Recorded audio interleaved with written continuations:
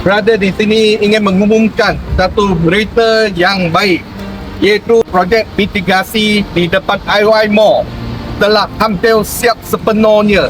Jadi buat setakat ni 99% completed. Tinggal 1% je yang kita boleh nampak ni kerja mengemas-kini tapak pembinaan ni. Jadi dah dah berfungsi. Yang paling penting sekali, bulan lepas tidak berlaku banjir di kawasan ni. Di sistem ni telah berfungsi.